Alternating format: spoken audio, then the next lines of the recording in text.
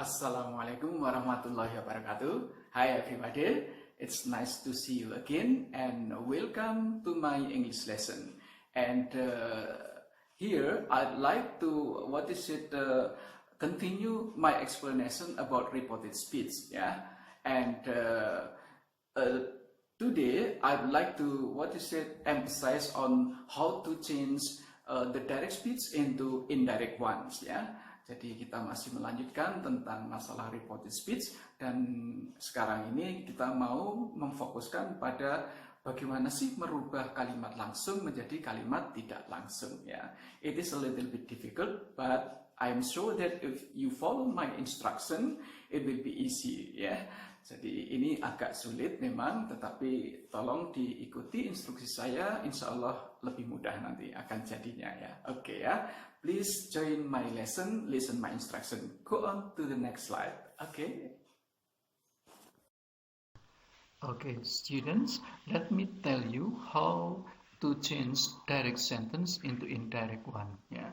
Jadi di sini saya akan menjelaskan bagaimana merubah kalimat langsung menjadi kalimat tak langsung. The first one, write the subject and the verbal verb at the beginning of your indirect sentence ya. Jadi yang pertama tulislah subjek dan kata kerja verbal ya, kata kerja verbal yang seperti pernah kita jelaskan kemarin di awal kalimat tak langsung Anda ya. Jadi cari subjek dan verbal verbnya, kemudian dikutip, dituliskan terlebih dahulu sebagai awal dari kalimat tak langsung Anda. Oke. And then the second one, tambahi add with the word that if necessary ya. Kemudian tambahkan kata that apabila perlu ya. It is optional, ini pilihan, jadi Anda boleh menulis, boleh tidak ya. Oke. Jadi sebagai latihan kita upayakan tulis dulu ya. Artinya that di situ apa kemarin? Iya, bahwa that. Oke, ya. And then the next one, cite the sentence between the apostrophe, ya, by changing the predicate. Jadi kutip setelah itu, setelah subjek, verbal verb, kemudian that, kutip kalimat di antara apostrof, di antara tanda kutip itu, ya. Itu adalah kalimat langsungnya, main sentence-nya itu ya. Itu tetapi harus diingat, harus dirubah predikatnya ya. Predikat itu ya kata kerja setelah subjek ya. Jadi diubah predikatnya. Sebagai berikut aturannya ya, as follows. If the direct speech is in present tense, kalau direct speech-nya itu dalam bentuk present tense ya, maka nanti indirect speech-nya harus diubah menjadi past tense ya. You must change into past tense. Make sense ya? Present tense itu kata kerjanya bentuk pertama ya. Kata kerja bentuk pertama, atau kalau tidak ada kata kerja mungkin menggunakan is, am atau a, salah satu di antara to be ini ya. Nah, ini harus kita ubah di dalam indirect speech nanti itu menjadi kata kerja bentuk kedua ya. Katakanlah misalkan di sini di direct speech-nya present tense-nya go, maka nanti past tense-nya menjadi when ya, menjadi when untuk kalimat tak langsungnya. Oke ya. Kalau itu to be katakanlah is, maka nanti di kalimat tak langsungnya jadi was ya, was. Oke, seperti itu. Atau were ya. Jadi to be is ma itu diubah jadi was atau were. Ini untuk aturan pertama ya. Jadi perubahan kalimat langsung menjadi tak langsung seperti ini. Oke. And then the second one, if the direct speech is in the form of present continuous tense atau present progressive tense, and then in indirect speech you must change into past continuous tense or past progressive tense ya. Jadi kalau kalimat langsungnya dalam bentuk present continuous tense atau progressive tense, maka nanti diubah menjadi past continuous tense atau past progressive tense.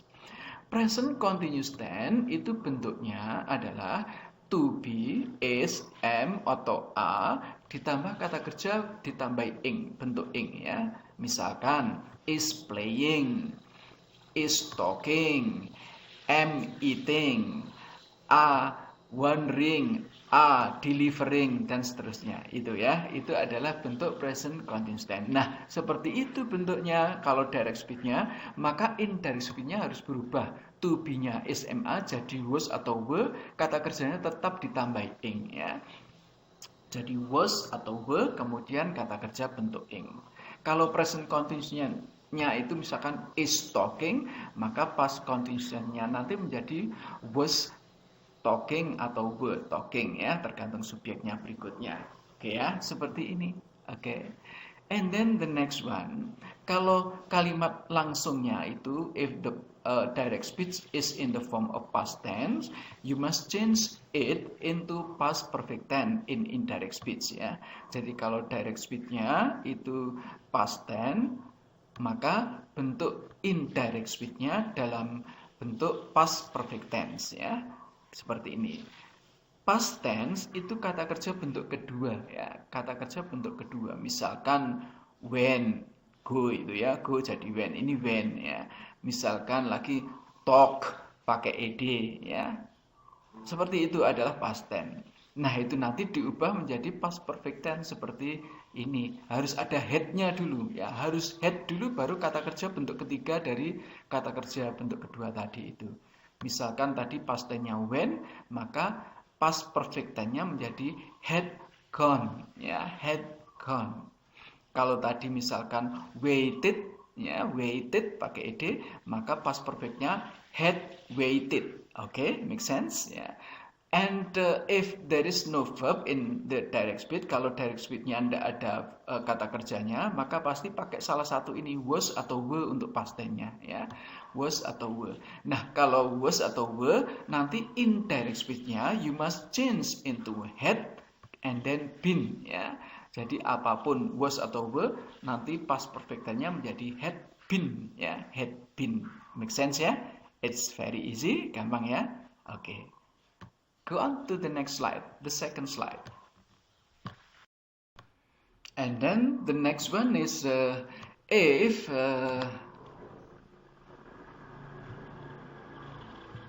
wait a minute.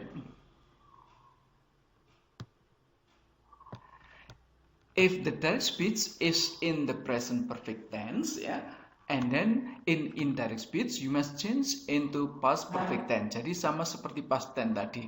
Kalau direct speech-nya, kalimat langsungnya itu dalam bentuk present perfect tense, maka nanti diubah menjadi past perfect tense ya.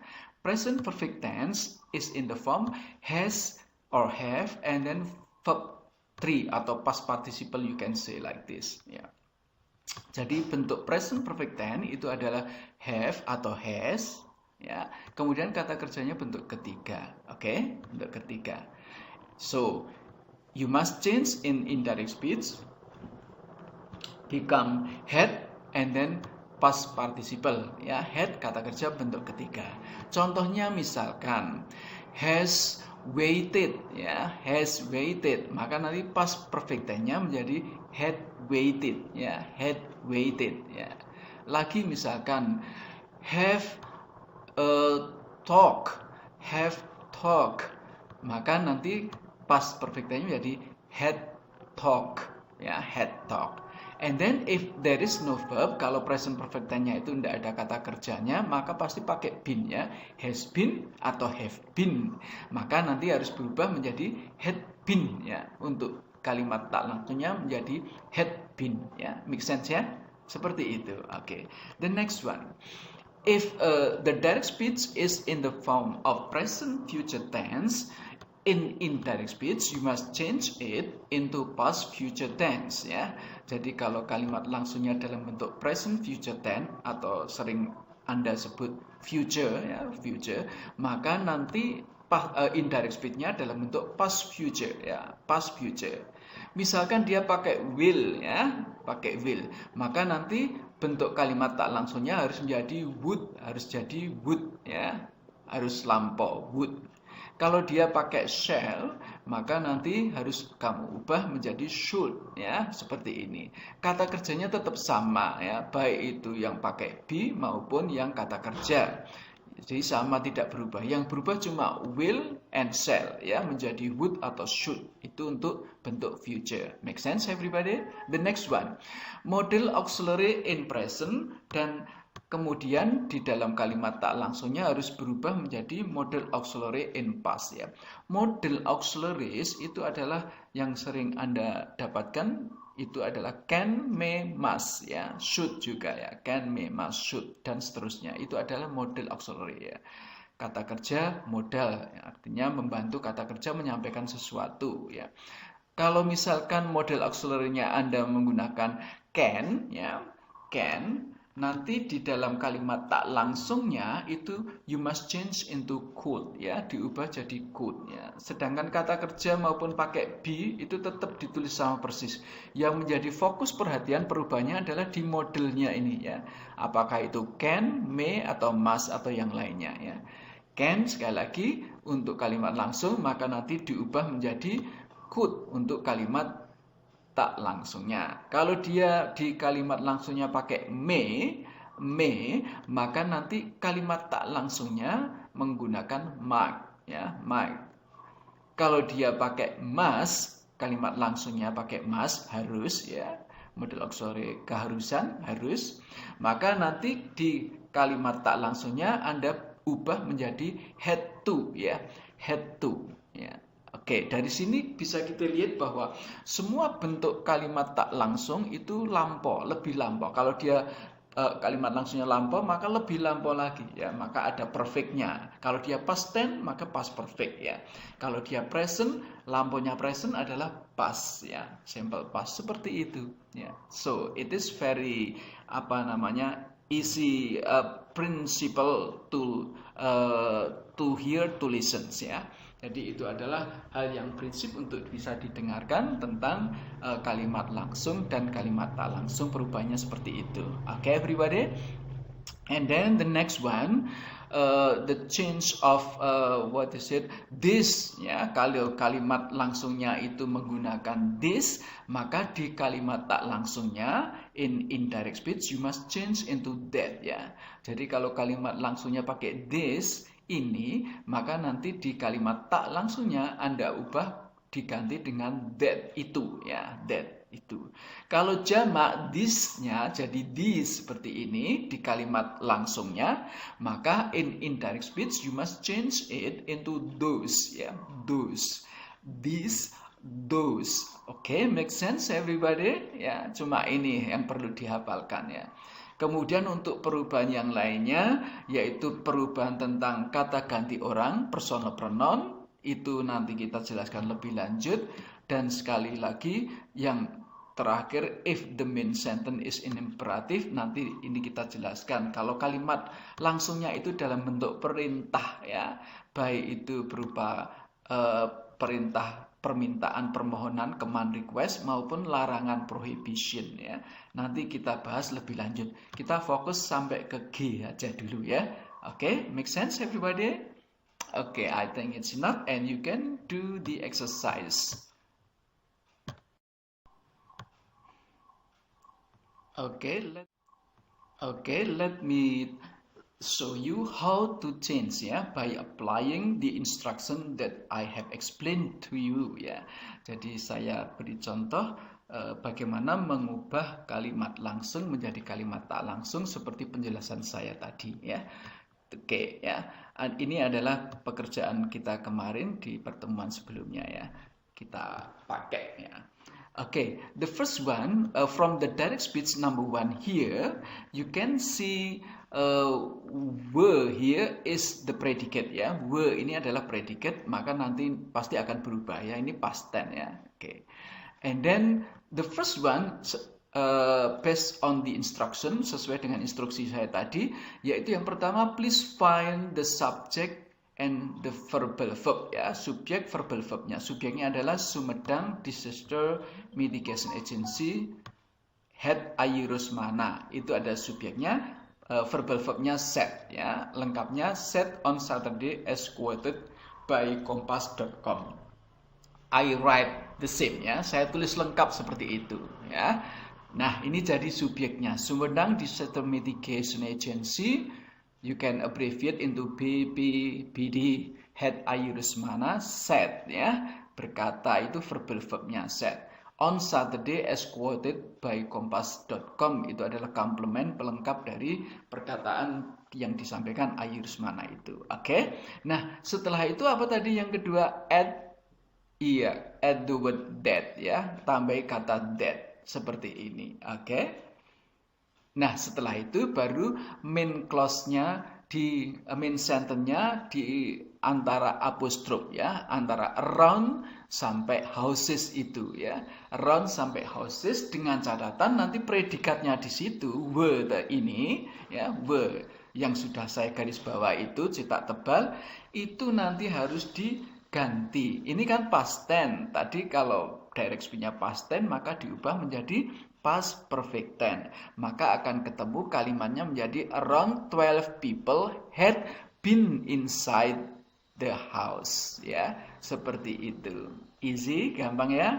Houses, maaf ya, kurang S ini ya. Kurang S, houses ya. Sekali lagi, around 12 people had been inside the houses. Seperti itu ya. Itu perubahan yang garis bawah, yang saya garis bawah itu. Okay. The second example, 3 people were heavily injured and 15 others sustained minor injuries. Itu kalimat utamanya.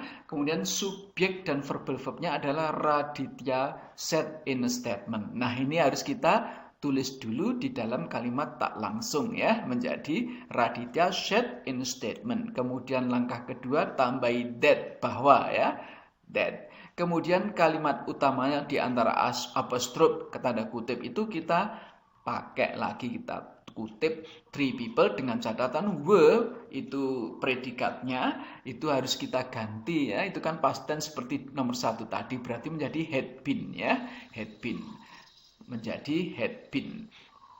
3 people had been heavily injured ya, have been heavily injured in 15 others sustain minor injuries ya, and 15 others sustain minor injuries. Had sustain, maaf ya. Jadi 3 people had been heavily injured and 15 others had sustained minor injuries ya. Sustain minor injuries ya, lupa tadi ya, had sustain. Jadi sustainnya yang saya garis bawahi juga itu diubah jadi past perfect tense, karena past tense maka berubah jadi past perfect tense juga. Had sustained ya, seperti itu. Titik, selesai. Oke, make sense? The next one, number 3. Langsung aja kita kutip subjek sama verbal verbnya pendek ya, Donny said. Maka itu diubah menjadi Donny said, kemudian that. Oke. Setelah itu ditulis semuanya after the evaluation sampai dan seterusnya. Yang saya garis bawahi itu harus diubah ya kan. Recited past tense nanti berubah menjadi past perfect tense. Must tadi bentuk model auxiliary harus kita ganti menjadi had to ya kan. Maka jadinya adalah seperti ini. After the evaluation, people who initially had resided. Anda boleh menuliskannya had initially resided. Jadi initially di tengah-tengah antara had sama resided boleh ya.